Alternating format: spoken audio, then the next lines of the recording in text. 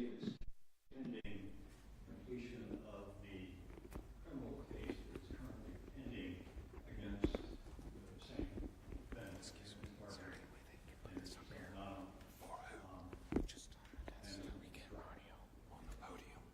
Trial for murder.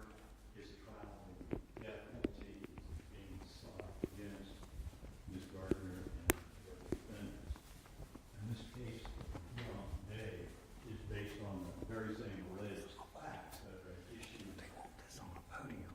The court has the discretion to say this case pending issue. We believe that the law facts here demonstrate that For the walls. Can you pause just for a second? I don't know if it's an IT issue. I'm getting feedback from the speakers here. You and I are pretty close. I can hear them. I understand that everybody in the board needs to hear them, but is there a way to turn this off? This is where it's coming from? I don't need that to hear Mr. Wells. Okay. On this right here. Okay. We're floating out in the middle of the school.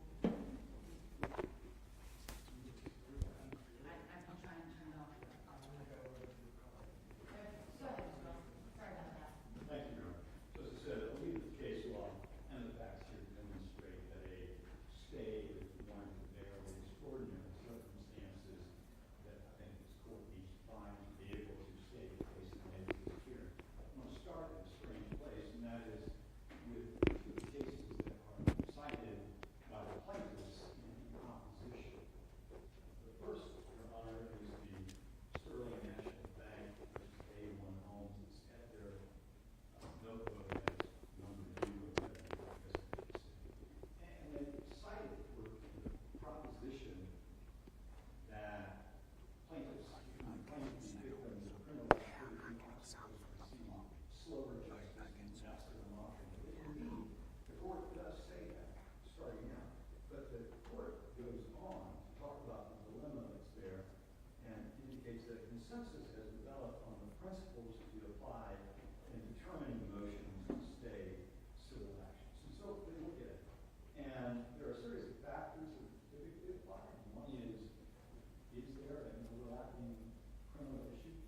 What is the status of the criminal issue? Two, which is important, because if you look at the overwhelming majority of the cases that have been decided in opposition,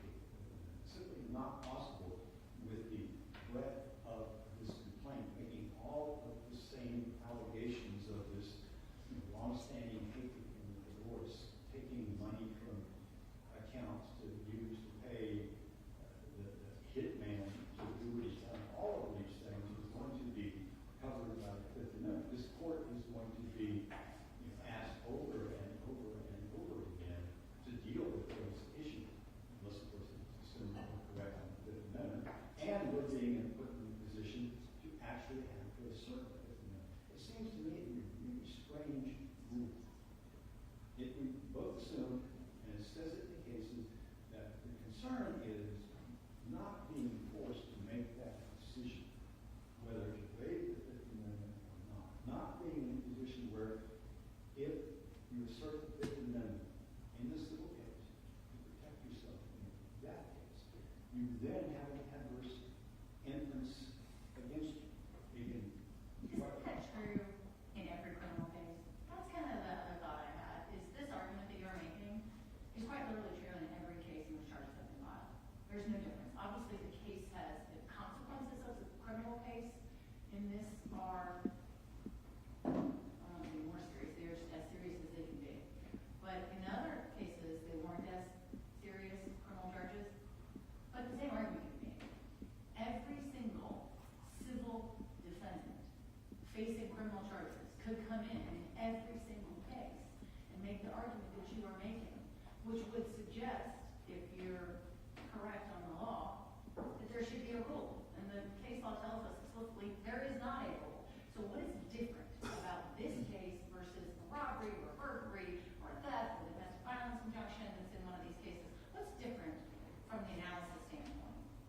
What the cases look at, and if you look at cases across the board, the one that grant the stay, the one where the refusal to grant the stay first, even the ones where the stay was not granted, it was affirmed either on final appeal or petition certiorari, they take a close look at what do they have. Number one, are they really criminal charges? Not. Right, we skipped that part. Okay. Yeah. Are they criminal charges? What is the breadth of that criminal charge? What is it you're claiming? And then looking at the civil case, to ask the question in the civil case, are they really the same or are they not? And the two cases I was just referring to, they point out that it was not the per se line, that the line where you're actually under indictment is one where you must look very closely and with the appropriate circumstances grant the stay. And if you look at this case, beside your robbery, murder, you're the ones we're talking about, it's obviously a horse of a different color when you're talking about a death case and putting the Fifth Amendment rights in jeopardy in a death case. In a wrongful death case here where if the Fifth Amendment rights are asserted, that you in fact would not have a possibility of winning the case because of all of the adverse inferences. And if you look at the cases that we have cited,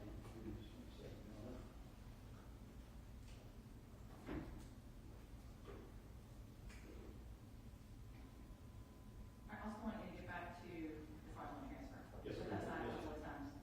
in the cases cited in our brief, in the matter of James Gaines Charter, which is a death case, a criminal case where the fellow driving the charter boat was wrong in the manner, some fellow speedo was killed, and the stay was granted in that. In the Fernandez case,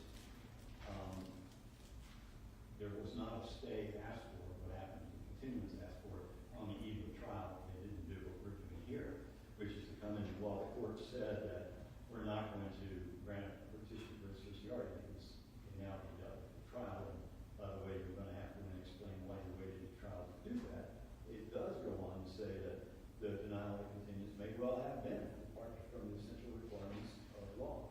So I think the difference is the two things. One, the complete overlap of the claims, and two, the severity of the criminal case that we have, which is the capital case that is seeking the death penalty. Turning to the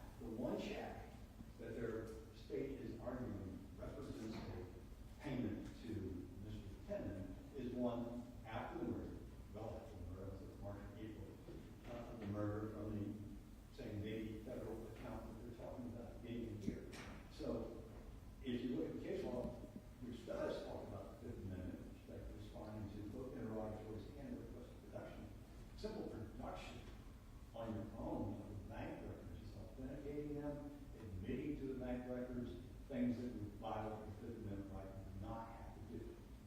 I'll say that. The other thing I'll say is that if you look at the preliminary disclosures of the plaintiff's statute, they've gotten those records from the state because they were part of the public record. And the other thing that I would say is,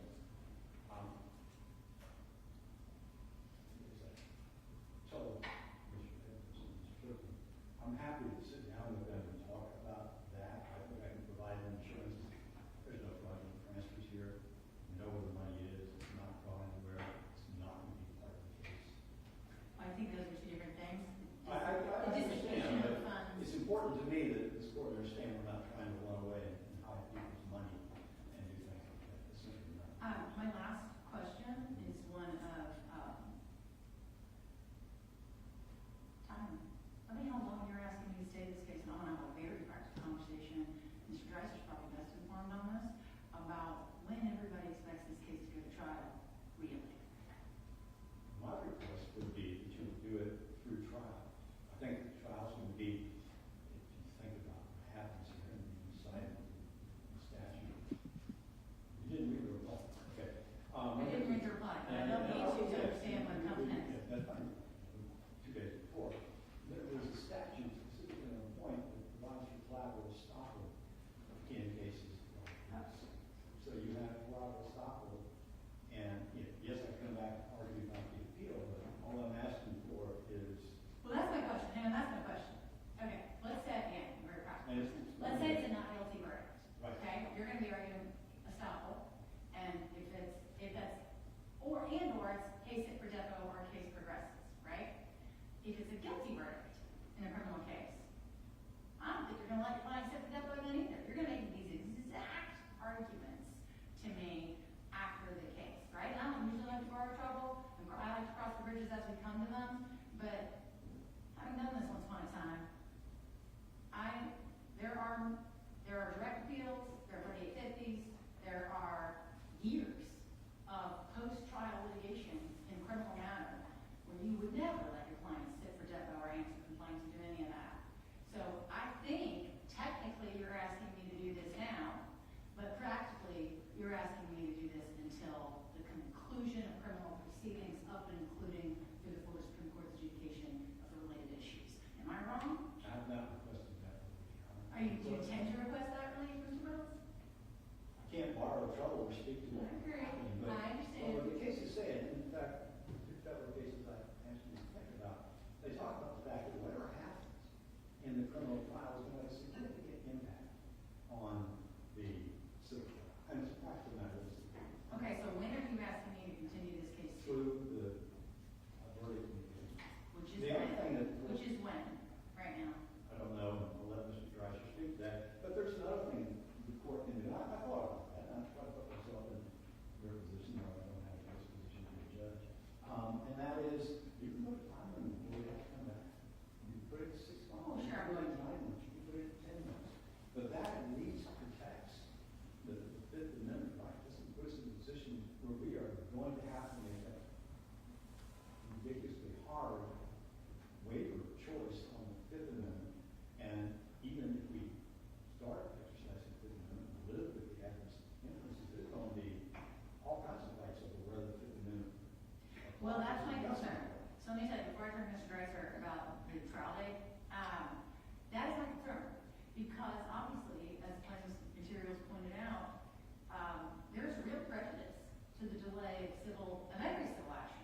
I am known for making sure that my cases get, for better or worse, I think I am known, for making sure that my cases progress on the timeline that the citizens of this state expect.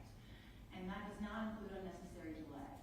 This is a unique circumstance, I concede, but it doesn't mean the prejudice attendant to a delay is any different in this case. Memories fade, evidence is lost, witnesses are not as articulate the longer we get down the road.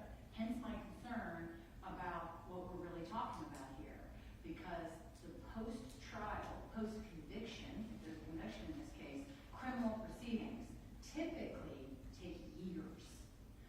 And no civil plaintiff would be expected to have to wait for that conclusion. But I understand your point about right now you're asking for that. So let me ask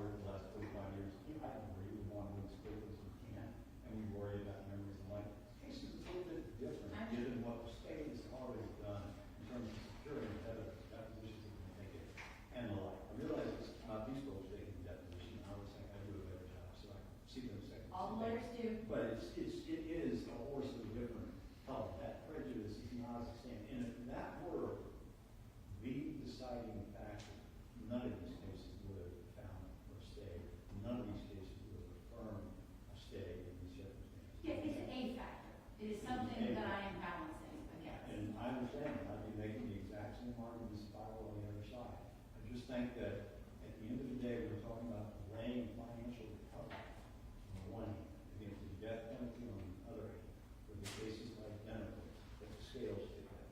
Thank you. That's your program. Well, I understand. Mr. Dreiser, I have a practical question for you. Since you're the only lawyer in both cases, currently, I think this is only on the docket. Talking about the realities of that trial date and whether you have had conversations with the criminal judge about a different trial date. Are we trying this case in October? Yeah. I have, I anticipated this question. I spoke to plaintiff's counsel in the hallway. It is set for October. There are reasons, it appears Ms. Bridegan is here. Cat's now out of the bag. The state wanted the opportunity to sort of talk with the victim's family, let them know that before they just heard it in court. I assume that's been, Presumably that conversation has already happened. I assume so, but either way, you asked me a direct question, you're going to get a direct answer. It is tentatively been discussed on a few occasions with Judge Kite that it would be in the late January, early February. I think we've kind of maybe creeped into March. It is In the not spring, in the spring. early Okay? 26. Now, I've been told that Judge Day has made this a priority case, so I don't believe that, and Judge Kite has indicated that, meaning it's. I don't know what that means. I'm not sure what it means either, but Okay. it appears to mean that this case is not going to linger. Well, Judge Kite is the presiding judge, and she doesn't usually let her cases linger. I don't know what Judge Day's involved in one way or the other. My practical concern is how long I'm being asked to stay the case, and I don't think it's till October. I think it's in about a year from now, right? Yes, sir. That's what I thought. Okay. And does that answer the timing question? It does. Okay. First, Jesse Dreiser on behalf of Mr. Fernandez, it's good to see you, Your Honor. I incorporate and I ask all of the arguments of counsel to be incorporated into the record on behalf of Mr. Fernandez Saldana, as well as the defendant's, the reply brief that the court did not, we did not formally mimic that pleading as well. I'll do that for the record. I'll file something saying I'm adopting for today's purposes. We do adopt and incorporate their reply as well in our argument. And so not to continue this argument, a few things that I did want to point out that I am in a unique position.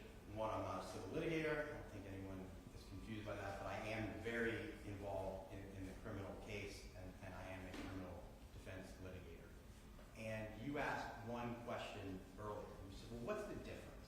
Okay, there's these cases that are civil, and there's these cases that, and you even sort of went back and forth and said, I'm not saying serious or more serious.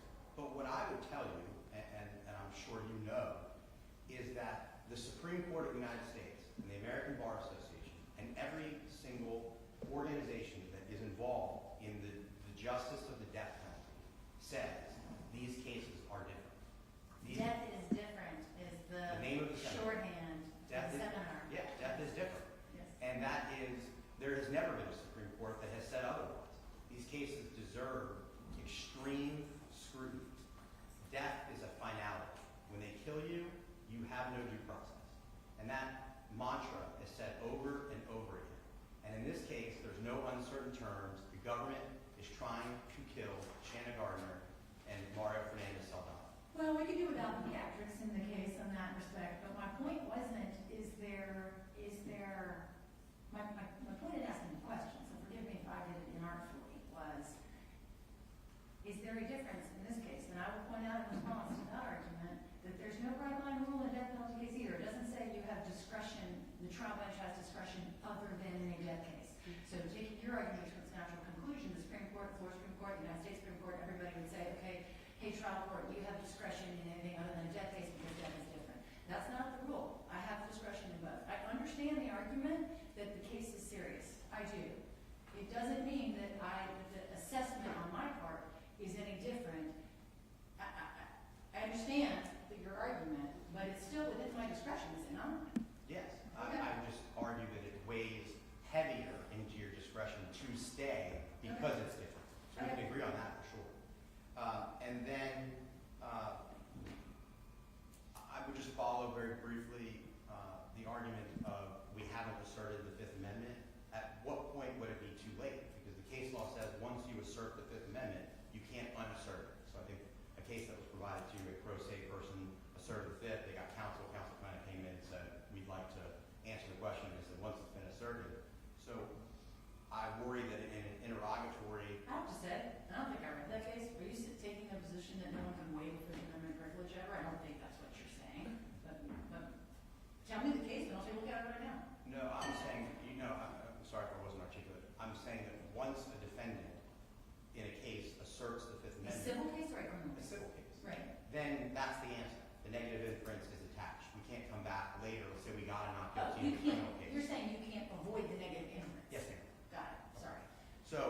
again, if the right question was asked, it could eliminate really the process of the civil. Here's the deal, again, I'm very practical. You're trying to avoid negative inference. Yes, ma'am. You're never gonna answer these questions. I know that, you know that. Nobody's ever gonna sit for death on answering these questions. You're gonna assert Fifth Amendment privilege and you're trying to avoid the negative inference associated with that, right?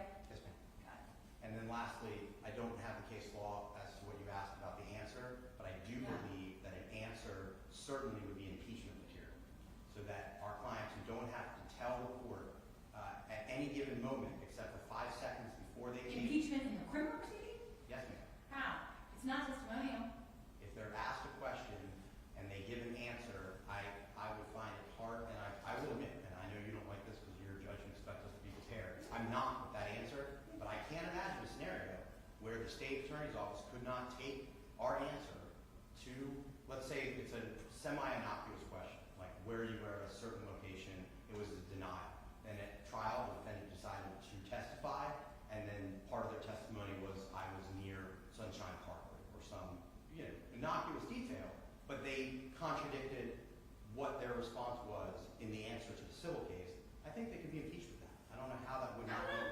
I don't know, It because seems- you would be introducing that to the jury. You wouldn't be introducing, you'd have to explain what that, it's not a sworn statement, it's not a prior sworn statement.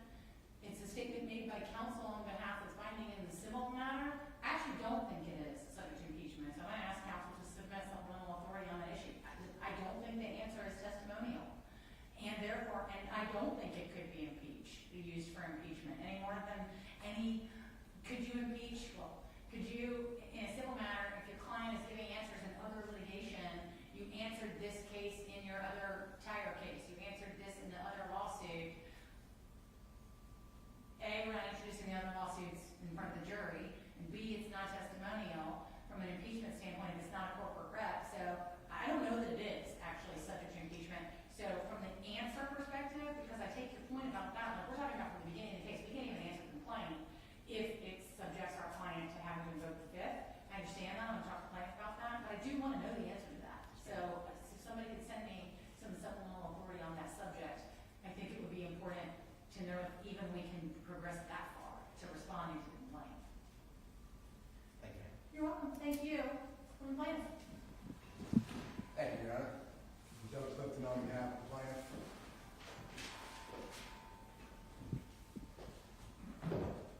I had a bit of a planned speech, but just based on your questions before, I kind of jump right in. I'll start, but again, Your Honor, if you have questions, My main question for you, I mean, honestly, is death is different, and tell me how they would answer the complaint. Let's assume, for the purpose of this discussion, because we just established that none of us seem to know, if the answer is testimonial, to the extent that it could be used against the defendants in their criminal case. yes, Your Honor. How are you moving forward at all? I guess the point I'd make is that she's already pled not guilty. So she's already made a denial to the claims of the state attorney's office. In our case, when it comes to a question as we made a claim that she said, I don't have the exact number in the complaint, but I know we mentioned she and Mario funded the murder of Jared Bridegan. She's going to deny it.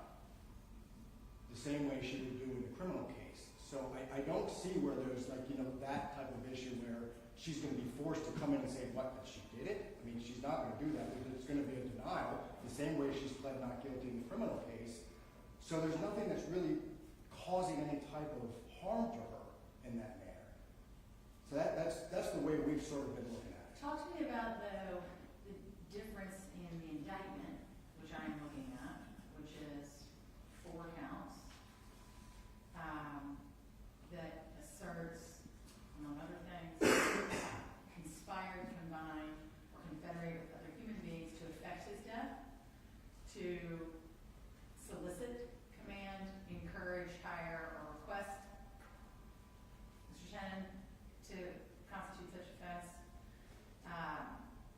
and did conspire, combine, confederate with other human beings to, I guess that was count 2, did unlawfully from a premeditated design affect his death. So you affected his death, you conspired with other people to affect his death.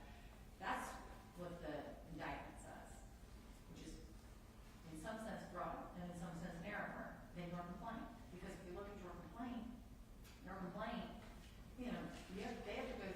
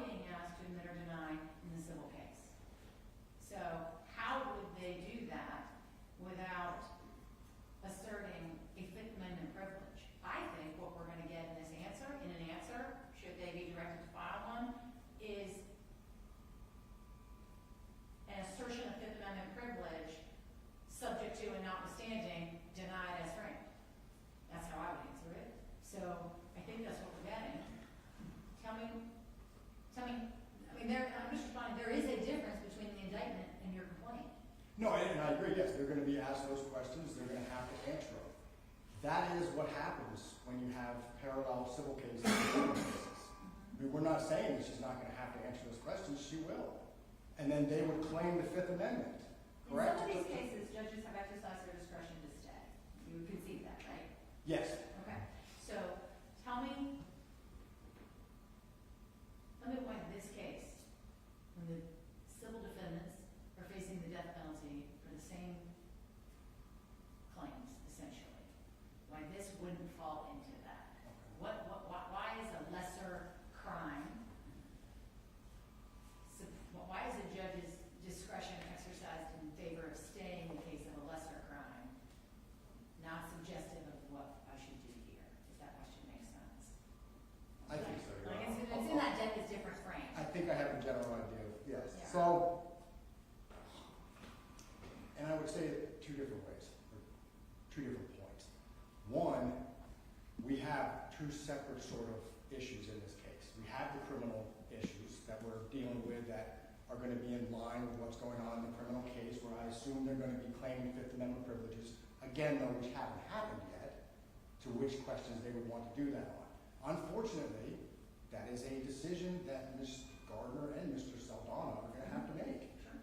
And so if death is on the line for them, you know what, maybe it's collateral damage that they have a civil suit and they got to, plead the Fifth so they can protect themselves over here, and yet it may be adverse to them in the civil suit. Unfortunately, that's the position that they're in, and that's the position, the way the judicial system has set it up, that allows them to do that. That's what the rules are. You can plead your Fifth here, you can protect yourself over here. You can't, sometimes you just can't have it both ways. But the other issue in this is that there are two separate things that we're talking about. And the one that is never being really addressed in the responses or anything else, just very lightly, is fraudulent transfers. None of those questions that we've asked, well, and I'll get to, I guess, I We would say, know, scrolling down your fraudulent Yes. transfer account. you can argue some of them, but if you look at the interrogatories that we asked, we're asking for bank account information, assets, trust accounts, those types of information. None of that is intertwined with the criminal case. None of it? The financial documents that are in the criminal case are already in there. That Navy federal bank account, we have that. That was public record. The state has it, they have it. There's no prejudice to anybody. I mean, it's not new information. So all that's already in there. We're talking about where all the other money went. There was $200,000 in that Navy federal account. Where did it go? Did it go to another account? These are sophisticated parties. This is not just a person charged with murder. She comes from a family that has a large business. These are As evidenced by the fact, counsel appearing for me. exactly, yes. So this is a sophisticated party that understands. She was living in a house in Washington that was purchased by an LLC. These are not parties that are like, I don't know what's going to happen to my money. We don't know what happened to that money in that Navy federal account. But I'm aware of that account. That's the only one we're aware of, and that's the information the state has that they're using against them in the criminal court. So again, that's not going to cause any harm to her because it's already in the case. We just want to know where everything went afterwards. Where is that money? Where's the money from the sale of the houses? I called prior. I tried to work something out with them. I was told that they wanted a complete stay. I understand now Mr. Wells has approached us, and we've talked about that, trying to, see if there is some information regarding the sale of the home, but that's not everything that we're concerned with. Again, this is a person who had a lot of assets, had a lot of financial means, and we want to know where that money went, and that's what really causes prejudice in this case to our client because of the statute of limitations and because the further we get from those funds, the harder it is to retrieve them. Statute of limitations as to other parties. Yes, ma'am. Yeah, because you want to bring in. Exactly. If there was somebody else that helped her move that money, we want to bring that party into the case. Yeah, that's a concern of mine, the defense side of fraudulent transfers is a concern of mine. There are clearly other parties who may be joined to the case at the time based just on the plaintiff's allegations. Let me say it differently. I can foresee a time when the plaintiff seeks leave to add additional parties based on to assert claims against additional parties, although obviously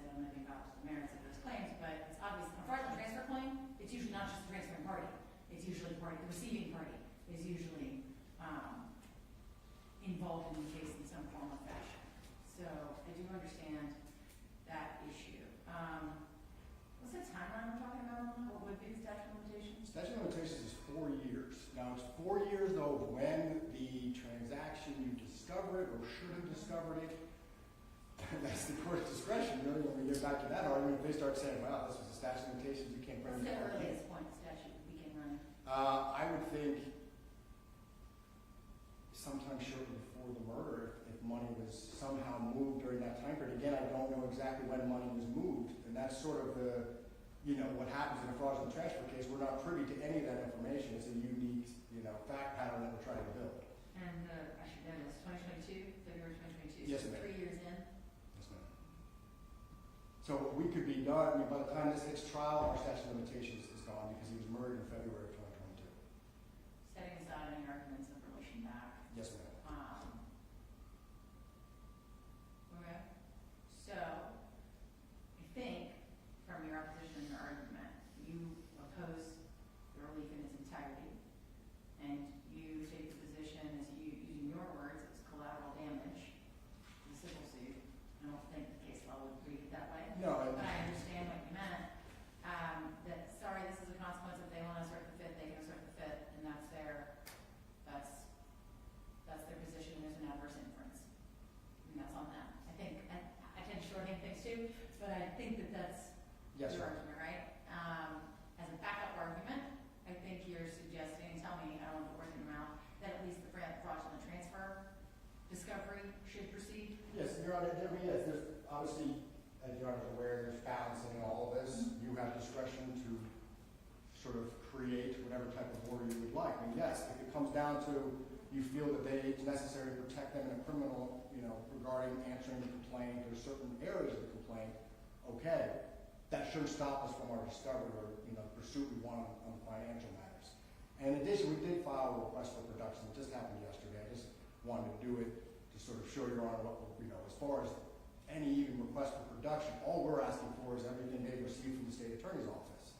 Now, I understand there's some issues with the evidence that's been done, and they're working that out in the criminal case regarding, a couple different taint, examinations that have gone on. But again, if I'm asking for just everything they have it. They got it from the state attorney's office. So again, it causes their client no harm because everybody already has that information. We're just asking for it ourselves. Because That you can't get it from the state because the state won't produce it to you, and a third party subpoena, they're only obligated to produce it to the defendant through discovery. that is my understanding. The only way we've gotten is through public records. Right, they have to give it to the defense, but they don't have to give it to you. No, ma'am. And the defense has it, so you want it. And it doesn't cause them any harm to give it to us because they've gotten it from the state. The state knows exactly what's in there. They know exactly what's in there.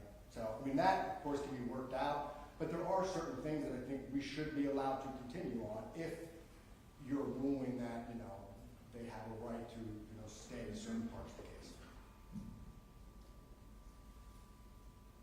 Yeah, because I tell you, I don't want to get to the point where we just stop everything and then we start all over. If there are things we can do in the interim that can be done without adverse consequences in a manner that I should not impose on. And then if the case hits, if it actually does go to trial in next year, then we can hit the ground running right after that. We already have a good basis of discovery. And then we can get into arguments over depositions and such. Okay. Anything else? No, Your Honor. Okay. Mr. Wells, very briefly, I'm concerned about fraudulent transfer. Some of that I'm concerned about the expiration of the statute of limitations against additional parties, who I think we all know it's evident who we're talking about. But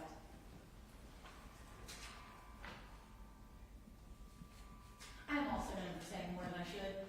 So keeping in mind the public nature of this case, I would keep some of those thoughts to myself. But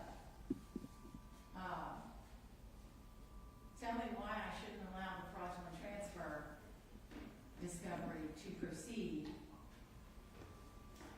so that they can evaluate within the statute of limitations whether additional persons might be added. And we may have, well, I'll just leave the question there.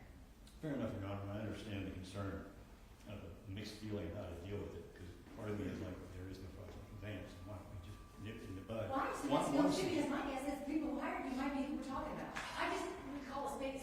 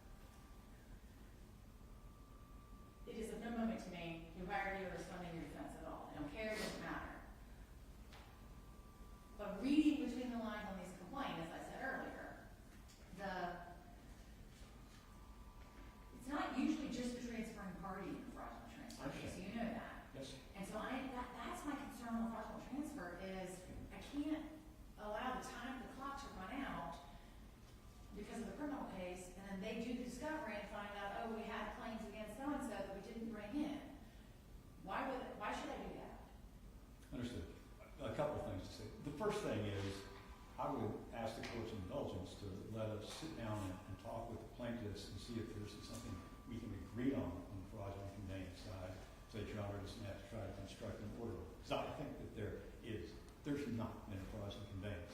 I have to prove it, but there's not. So we're not terribly concerned about it. But there's no question that some of those requests do raise specters of the Fifth Amendment. It's got nothing to do with fraudulent conveyance, so we want to avoid that. So I would ask your indulgence to give us some period of time and stay any obligation to the answer in the meantime, and we'll get you some supplemental authority on that, or at least figure it out and do that and go forward. I would say that one of the things I just said strikes me as, okay, you have all the Navy federal paper, all the stuff that you got. That's where the $250,000 went. That means you got whatever checks, whatever transfers were written out of there. If there was something they thought was fraudulent, it'd be in that complaint. But we'll sit down with them and see if we can't figure out a way to work it out. And I know where the money is from the House, and that's not going to be an issue either. So we can sit down and talk with them and hopefully come back, Your Honor, with something agreed upon that will resolve that piece of it, whether it's an agreed discovery thing or whether I convince them there's nothing to worry about. Yeah, I'm gonna give you time to do that. I also want the supplemental authority on the answer, but I am, in part because I haven't decided to do on balance the case, so I'm gonna take it all under advisement. Right. And I'm inclined to let the fraudulent transfer discovery proceed. Understood. When if an assertion of Fifth Amendment happens in that context, sometimes it is so be it. That does happen in some of these cases. Understood. But because there is a potential to lose claims on a statute of limitation against others, that is a factor in those cases, in those claims for me. That is not present in the direct claims, the other claims against your client, but it is a concern of mine. So I'm at this time inclined to allow fraudulent transfer discovery to proceed, and go and see where that gets us. And we'll, I imagine, have to deal with some requests individually, and we might be seeing a lot of each other on those claims at least.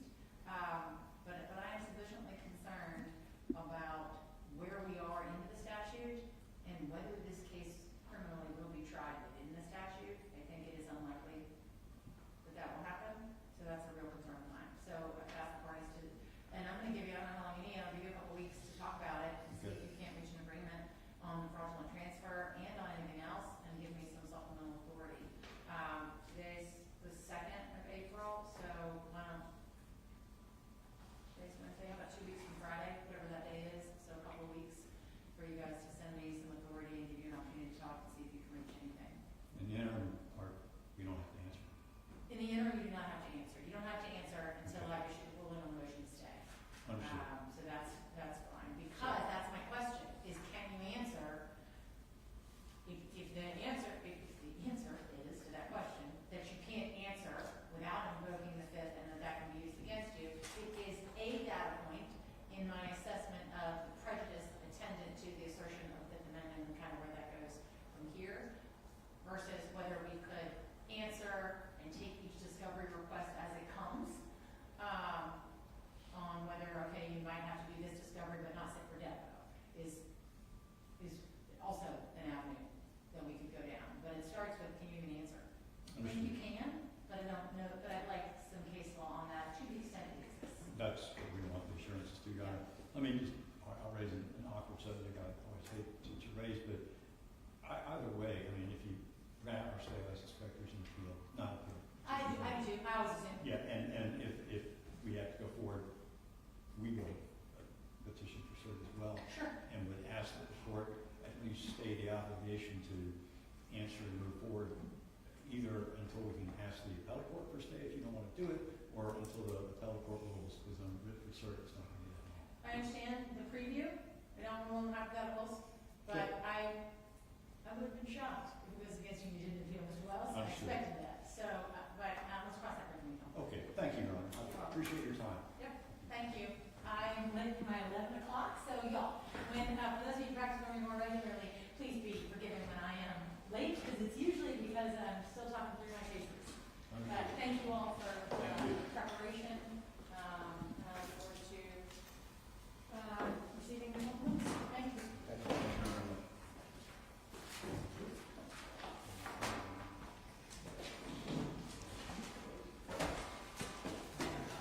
Court is in recess.